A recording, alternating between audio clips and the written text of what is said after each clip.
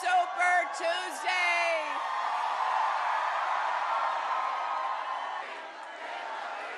You know, all across our country today, Democrats voted to break down barriers so we can all rise together. And I am so delighted to be here with you in Florida.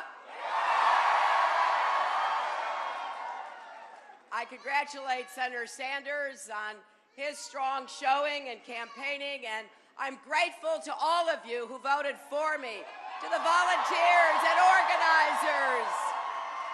I know you've worked your hearts out, and to all my friends, many of a lifetime who traveled to all the states to tell people about the candidate they knew, and to the hundreds of thousands of people who went to HillaryClinton.com to give what they could, most.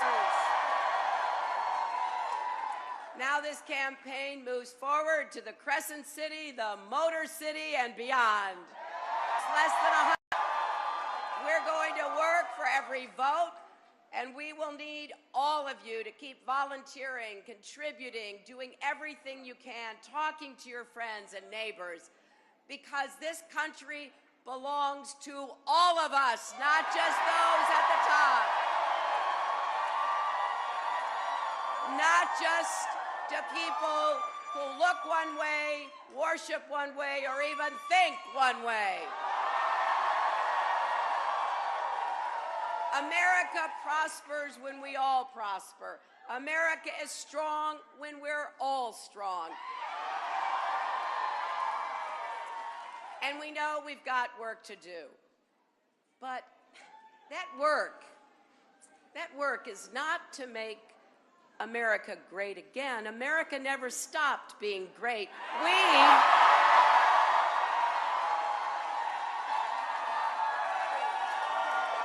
We have to make America whole. We have to fill in what's been hollowed out.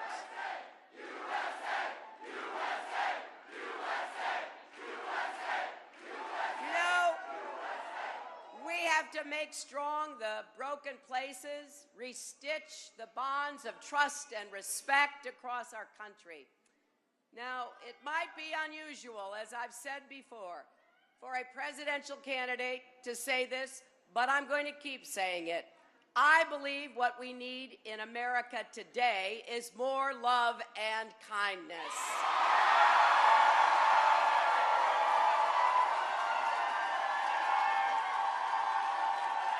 Because you know what? You know what? It works. Instead of building walls, we're going to break down barriers and build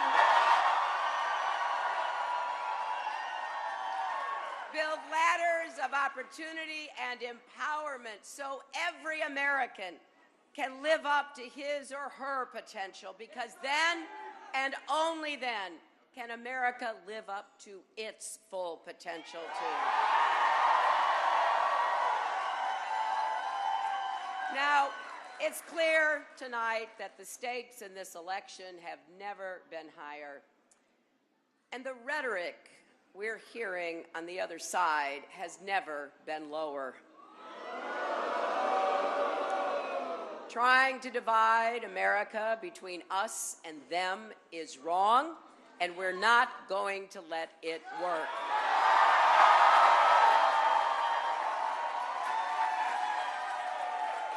You know, whether we like it or not, we're all in this together, my friends. And we all have to do our part.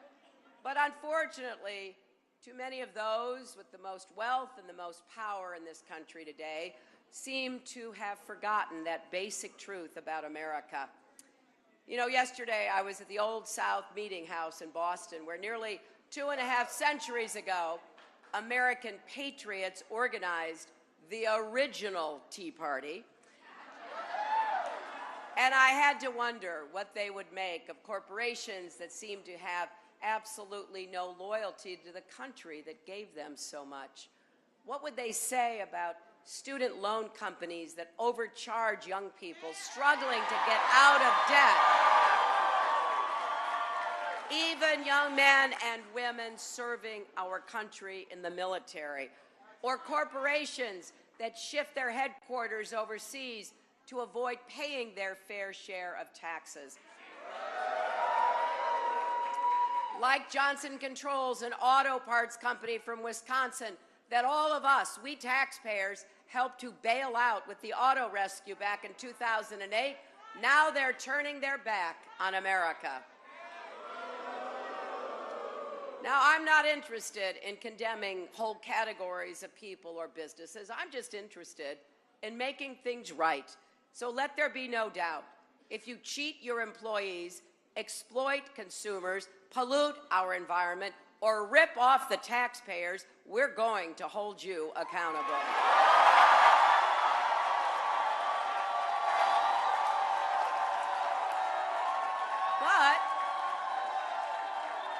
But if you do the right thing, if you invest in your workers and in America's future, then we'll stand with you.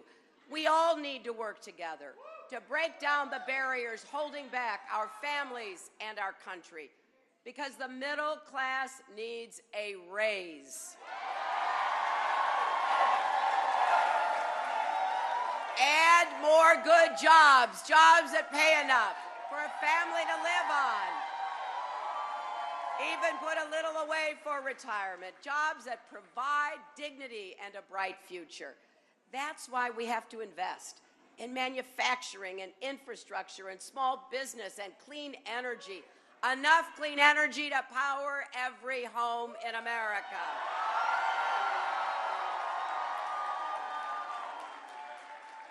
Don't let anybody tell you we can't make things in America anymore, because we can, we are, and we will.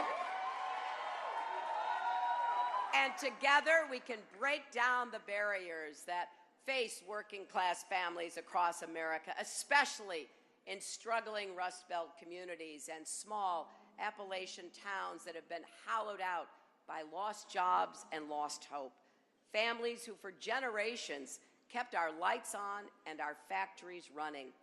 Together we can break down barriers for our kids so they get the education they need and deserve. Every child in America should have a great school and a great teacher, no matter what zip code they live in.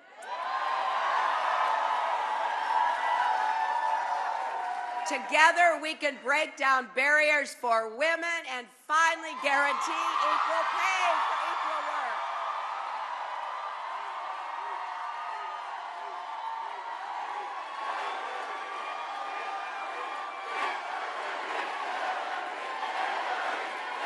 And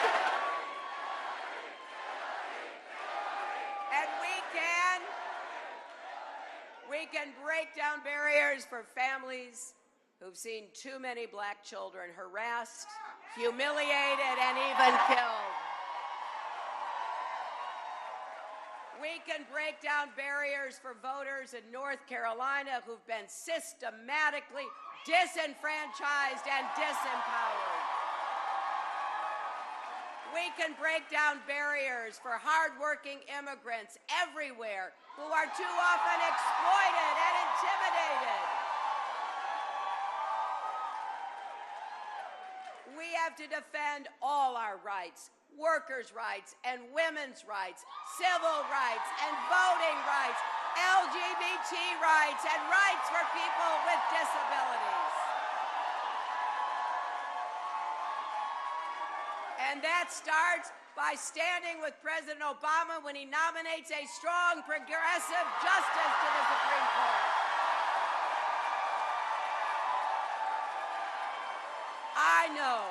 I know too many Americans have lost faith in our future. We hear it in the voices of parents who don't know how they're going to give their kids the opportunities they deserve. We see it in the eyes of working men and women who don't expect anything to come easy, but wonder why it has to be quite so hard. Like many of you, I find strength and purpose in the values I learned from my family and my faith. They gave me simple words to live by, an old Methodist saying, do all the good you can for all the people you can for as long as you can. And that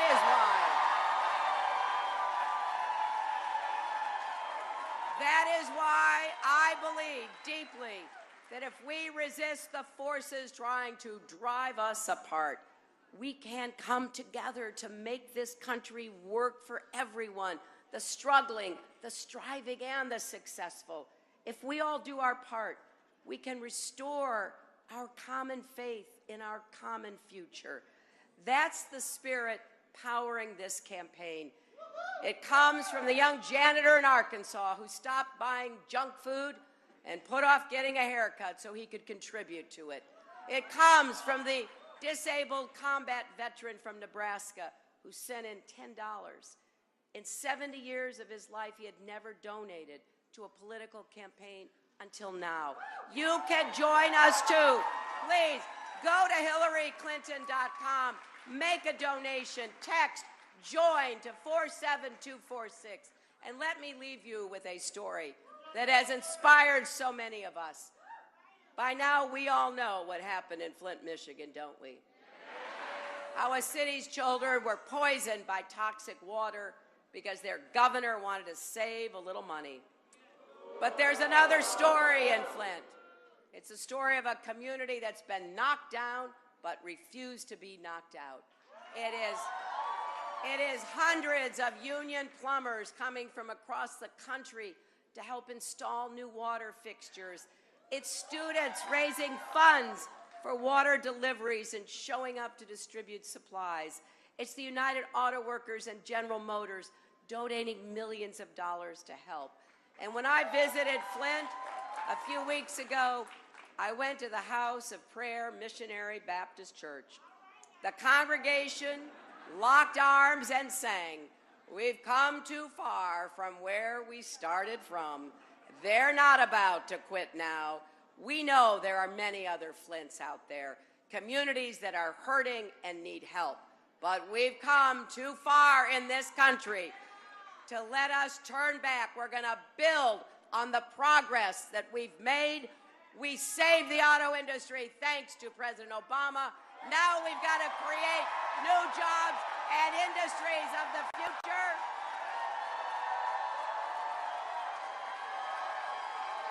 We now have insured 90% of Americans thanks to President Obama. Now we've got to finish the job and get to 100%. We have come too far to stop now. We've got to keep going, keep working, keep breaking down those barriers, and imagine what we can build together when each and every American has the chance to live up to his or her own God-given potential. Thank you all so very much.